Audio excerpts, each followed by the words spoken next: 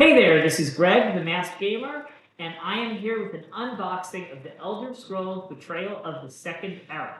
This is going to be one of the worst unboxings of this game online because I know nothing, absolutely nothing about this franchise. I played Skyrim for 40 minutes many years ago, hated it, but this is a chip theory game, so I'm assuming it's going to be great, and that's why I backed it. For those of you who are new to my channel, this is a place for COVID cautious folks to talk about board games. You do not have to be COVID cautious in order to be here with us, provided there is no harassment, minimization, or denialism of any kind. With that said, I am here by myself today, so I'm going to remove my mask, and you can see my face while I try to figure this out. So let's dive on in here. Oh, good. Here is the back of the box. This is a giant box, if you can't tell. It's got this, like, double lift lid. I almost hurt my back opening it. It's 1 to 4 players, 2 hours plus 30 minutes per player. Per session, it's a 3-session experience. And on the back, we have here the Elder Scrolls. Tamriel is in turmoil as the continent is engulfed by the flames of war. A mysterious figure has decided she knows the true solution to the chaos. To impose her will, she would fundamentally alter the nature of reality, heedless of the consequences. Until now, she has been able to accomplish her objectives behind closed doors, but a daring group of adventurers has learned of her machinations and is working to defeat her before she can perpetrate the betrayal of the Second Era. This is an adventure strategy game of combat and character building for 1 to 4 players set in the beloved world of the Elder Scrolls franchise. In campaign-based play, heroes will develop their characters and explore the provinces of Tamriel, completing quests and revealing new mysteries as they uncover the plot of a hidden antagonist. Combining the Elder Scrolls' commitment to world building and character customization with chip theory games' world-class component quality and strategic design, Betrayal of the Second Era is an exciting new foray into the lands of Tamriel. And so that is what the back of the box says.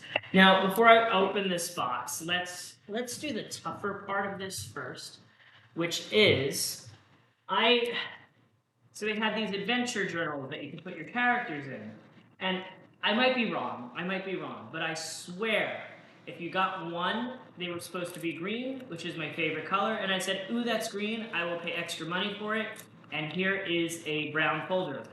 Though I am not opening it right now because I'm going to try to find out if this was an error, and if I am supposed to be getting a green one instead, in case I need to send that back. So I'm not actually going to, in this video, open this binder and go through it, because I know that sounds like a whiny little complaint, but I don't think I would have bought it if it wasn't green, if my memory serves correctly. But also, my memory's been shit lately, so who knows. All right, so with that said, let's figure out this big box. Now, there's also an expansion box to go through. I'm not sure how long this video is going to take. I know there's a lot of stuff in here, but I mean, I'm assuming most of it's going to be card-based and text-based, and so stuff that's not actually going to be on this video, but we shall see how it all plays out. I also want to get through this before I start, because I also got a Keurig today, which was a gift for myself for surviving a rough week at work, and I'm excited to figure that out. Okay, so here we go. Top of the box. There is foam. There is foam in this box. Very important. But yeah, no, thanks for that. All right, greetings, adventurers. If you're reading this, know you are about to embark on a life-changing experience. To aid you and your party on the beginning of this epic journey, you've provided the most trusty and stalwart companion, Dies. You can jump through your first quest step by step and learn everything through the magical companion of Dies. I like Dies for what it is. It doesn't work for my learning senses. I've learned through Cthulhu and Agamonia, so I'm not going to use it. But for anybody who is, I'm a reader and a doer, and just listening to that person talk, I can't. All right, here is how to pack your box. Pack your box in the following item order, beginning with layer 1. So I love how to pack your box guides. That's going to make me very happy later. Here's a little note from Chip Theory Games. This game has been more than 4 years in the making for our company. Of course it has. I can't even imagine. Okay, so here, the first thing we have is some Overland maps. So I read the instructions online between yesterday and today, so I have some kind of understanding about what I'm going to get into, but you know, not complete. So what we have here are different maps of the Overland regions of the Elder Scrolls universe.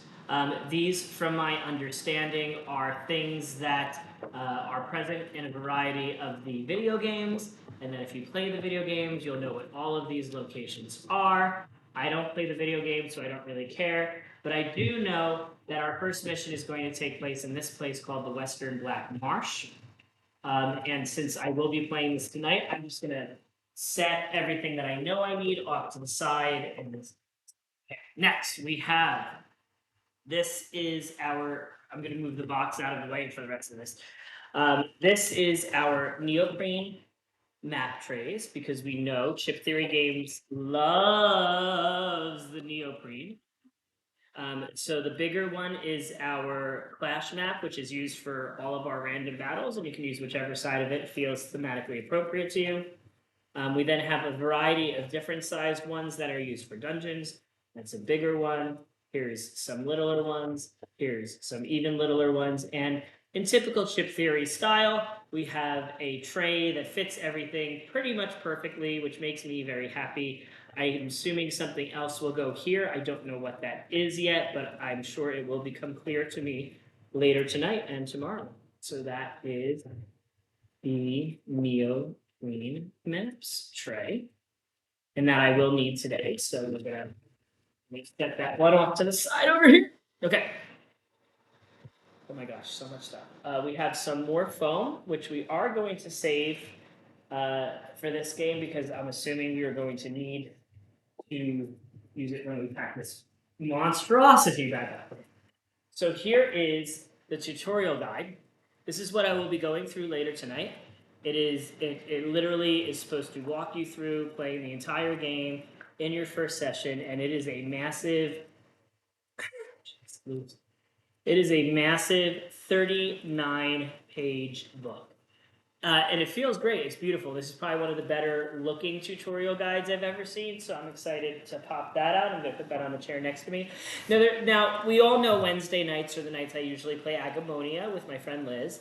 We were not going to play Agamonia this week because I'm off of work, and the plan was to play Aeon Trespass Odyssey all week, but I gave up on that for the third and final time 2 days ago, so I've been texting her all day. I think it's currently too late for her to join me tonight, but she may show up for the tutorial play, and we may do it 2 players, but it will not be on camera either way, because it just won't. Okay, here we have the ever popular reference sheets that we tend to get with the Chip Theory game.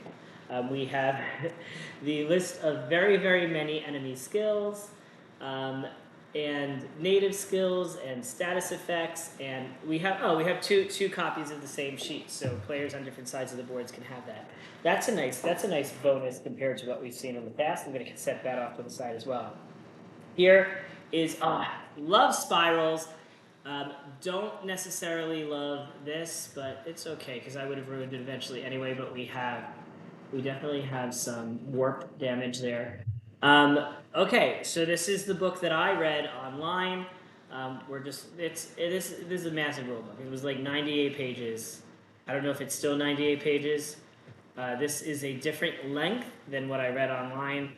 Mine was 98. I guess I counted the back as 98, so it is the same length. I have already read this. We're going to keep this to the side for reference. Okay, now, each region of the Elder Scrolls Online has its own gazetteer. So this is for Eastern and Western Skyrim. This is for High Rock. This is for Cyrodiil. I guess that's what it's called. I don't know. This is for Western Black Marsh, which is where we will start, and this is for Morrowind. So I'm not going to flip through all the ones that I'm not going to be using today. I'm just going to flip through the one that we are going to be using later today, which is Black Marsh, just to show what's in a gazetteer.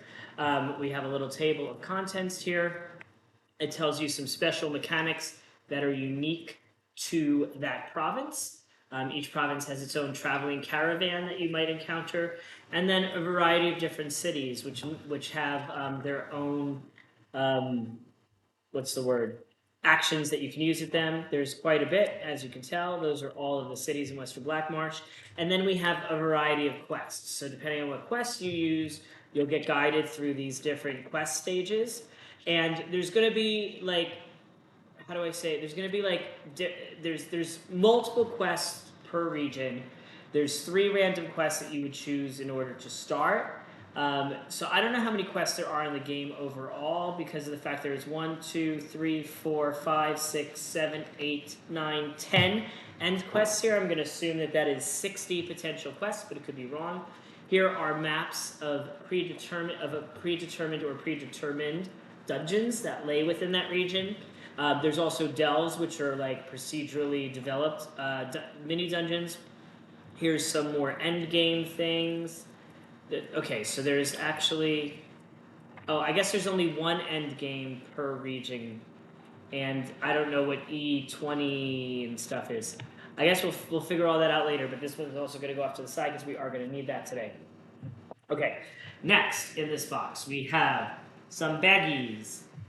There are 3 different baggies.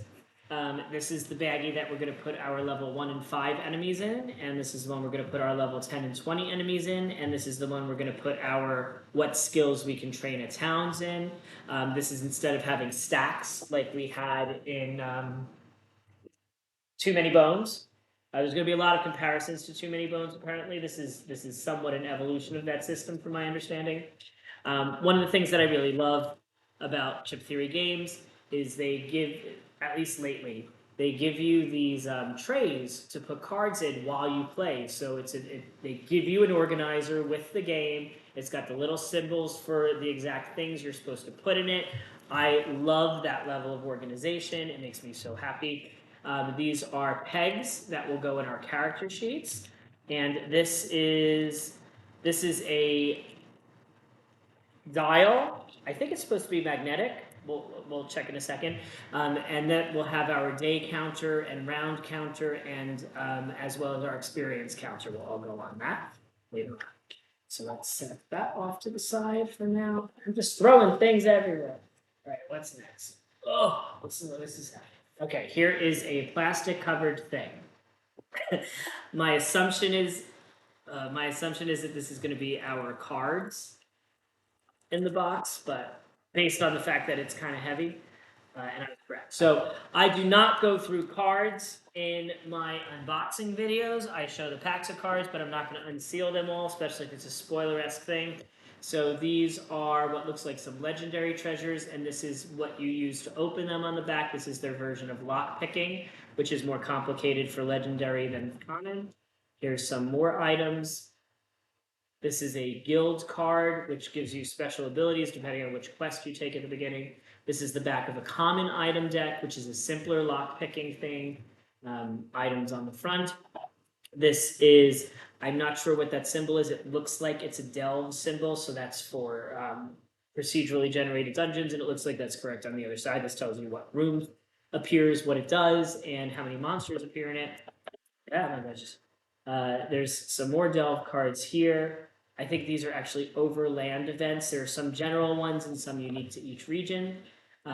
This looks like some more events and potentially battle events. And then finally, this is, I'm assuming dividers? I'm assuming these are dividers, but they don't feel like dividers. So, but I think that's what they are. Yeah, sure.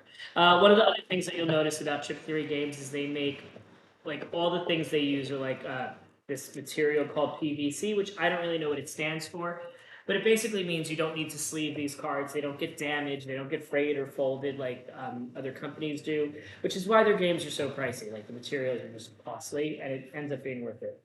Let's toss that other phone to the side. Okay, here we have, and we're going to just show one of these. So this is what our character trays look like. Each individual character tray comes with this plastic top to it, so that you can use it, so that you can save your character in between sections. And here is what the actual, oh, it feels nice. I'm going to take that plastic one and set that off to the side because we're not using this today. They all have a different color on the top, so maybe this won't be the one that I use. But here's what we have here. Basically, I'm going to leave this on the table. So you would put a skill slot into this circular thing, which tells you what that skill line is, and then you build up that skill by going left or right, and never the two shall cross. So if you get like 1, 2, 3, 4 points in one skill, the other skill on that row can only have 2, and you're able to pick where you want to put those things. This is your cooldown track down here. Whenever you use a die, it will go in here, and then you will get dice back at the end or start of whichever each round, and you can also like get that filled up with like fatigue, which means you have less stuff to do, and if you fill up the whole row, then things get worse for you. Here's where you define which battle form you have, which determines which abilities you can use. This is your experience track. These are 5 active abilities where you can put things like shields and stuff. And this is your tenacity track, which is like the bones ability in Too Many Bones, except here you put a peg in to count your tenacity, and you can then use that for other abilities. So I'm going to leave out this red one, and in case Liz shows up, we're gonna put the red one back in here.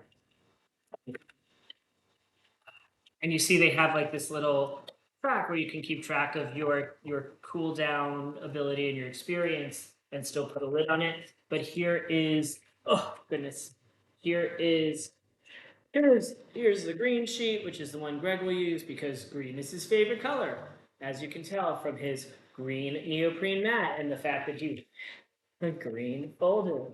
I'm really trying not to be bitter about this, but it was like the first thing I saw when I opened the cardboard box, and I was sad. I was sad. Okay, let's put my little green cartridge here. Now we are going to open this little plastic duber. The Elder Scrolls, I don't know what it is. This is heavy, so I'm assuming also some kinds of cards. Oh, what did I do? What I did? What I did? There. Yep, more cards. So here we have. I have no idea what this stuff is. I think these are side events, maybe? But I'm not sure. I don't know where they're going to get stored in the box, but for now we're going to leave those in here. All right, those are side effects. I think they're side effects. All right, so these are the way. So this is a character builder. So instead of the way in Too Many Bones, you had a specific character and you had to learn that character in their track. Here you build your own character.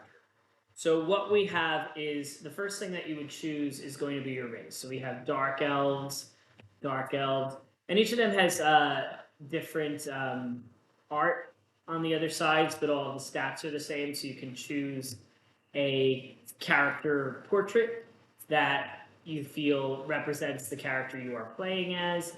I don't actually know what any of these things are thematically because I don't know the Elder Scrolls series. So like I don't know what a Breton is.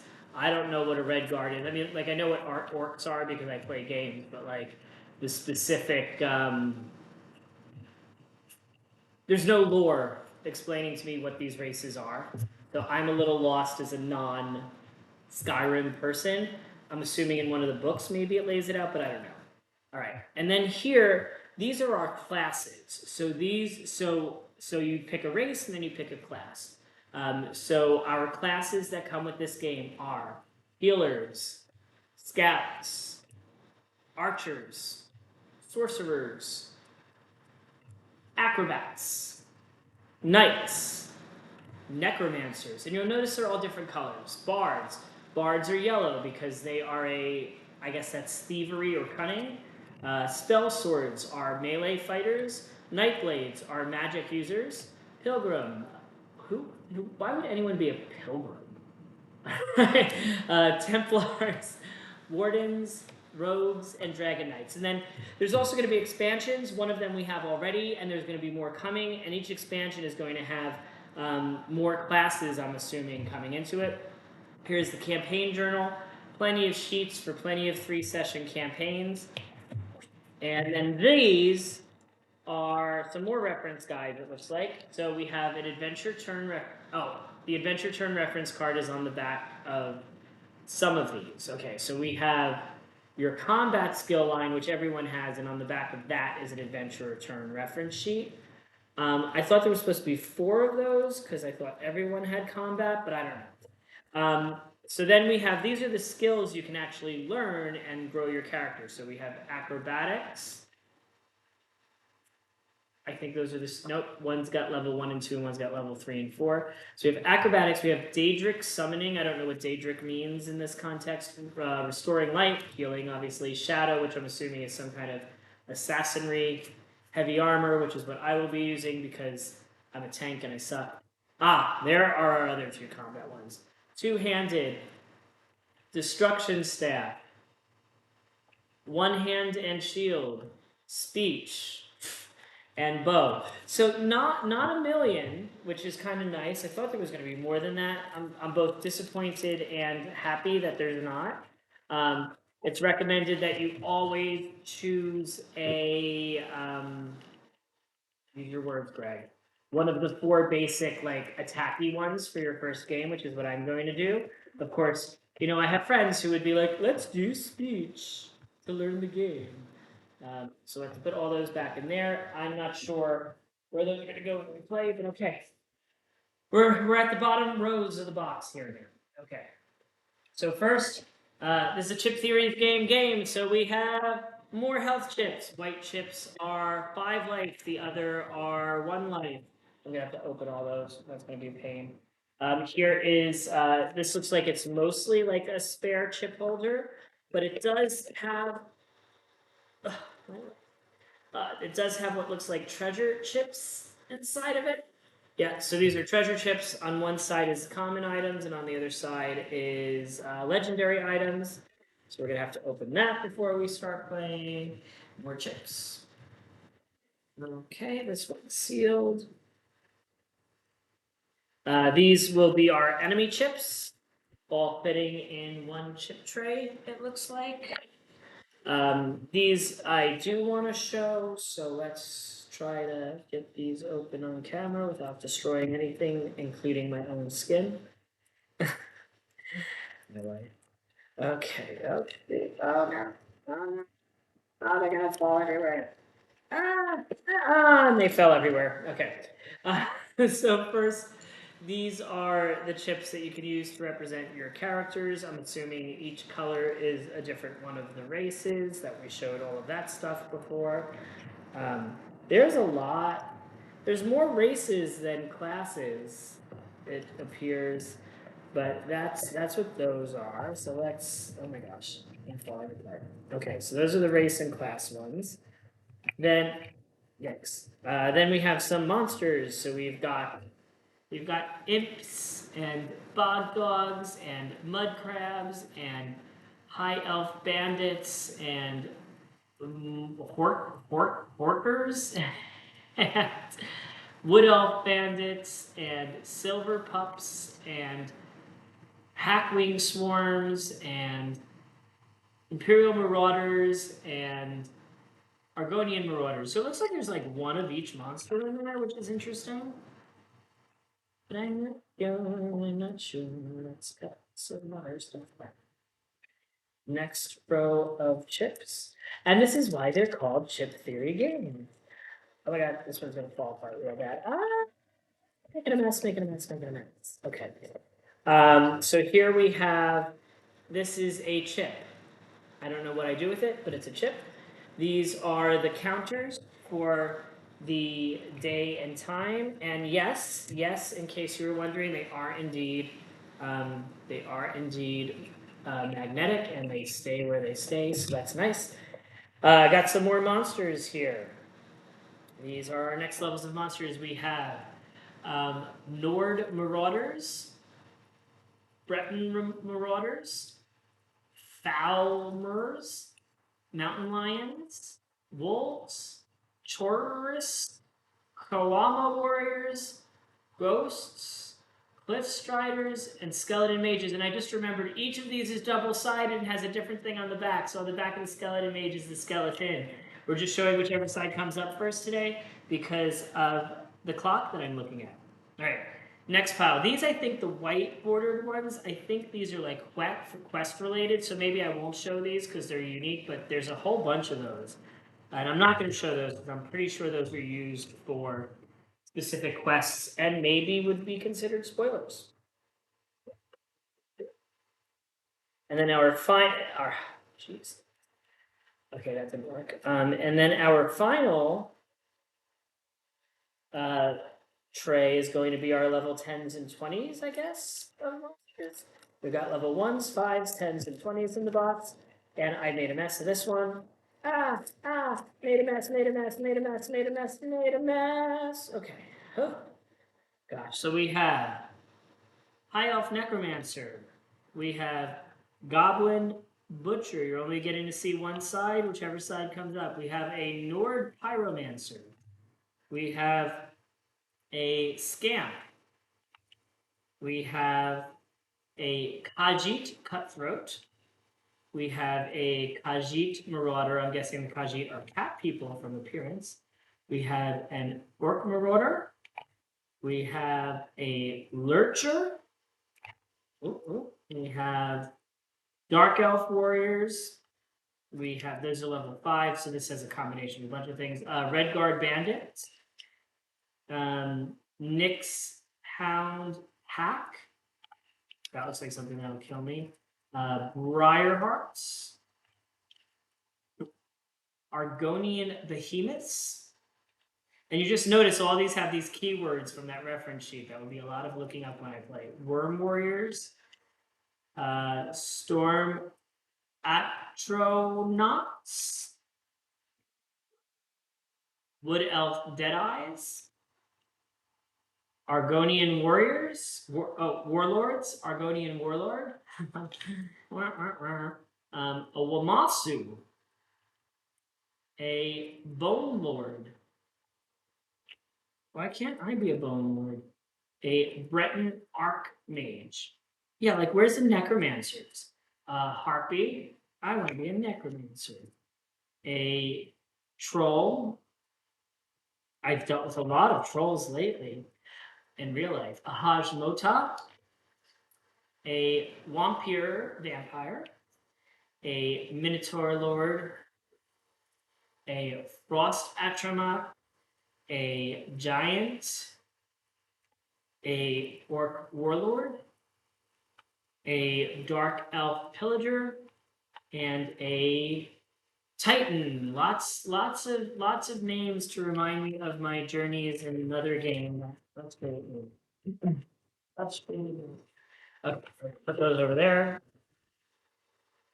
Then, Chip Theory games have chips and they have dice. So here are the dice. So these are our regular combat dice that we will be rolling very poorly on. These are the fatigue dice that I was talking about that clog up your spots on the cooldown board. These are over fatigue dice that are even worse than fatigue dice. This looks like another fatigue dice that just didn't make it in that first tray. But what we have here, these are all of the dice that are applied to different skill sets. So I don't know the colors off the top of my head, but like some of these will be acrobatics, and some will be armor, and some will be shields, and some will be magic wands, and so on and so forth. So each of those skills will have its own individual dice. Here's some more extra over fatigue dice for good measure. Here is some more skill set dice. We also have this die here, which is the quote-unquote unstable die, which when you go to a location that's like an unknown, you roll that and that determines a random encounter you get. This is your round counter, which goes into this little, that goes into the little magnetic tray, like so. These 3 dice are the lock-picking dice. Now, I got very upset when I first was like, shit, I have to roll dice to lockpick in this game. I'm going to lose. It's going to be terrible. And then I realized you can fully mitigate your dice by spending fatigue to raise or lower dice results. So I just have to save fatigue for lockpicking, and my life is going to be absolutely fine. So that's really exciting for me. I don't know. There's some more stuff in here. Okay. Here is some tips. So let me get my character sheet to show how this works. So if I had, so this would be my stamina skill, for example.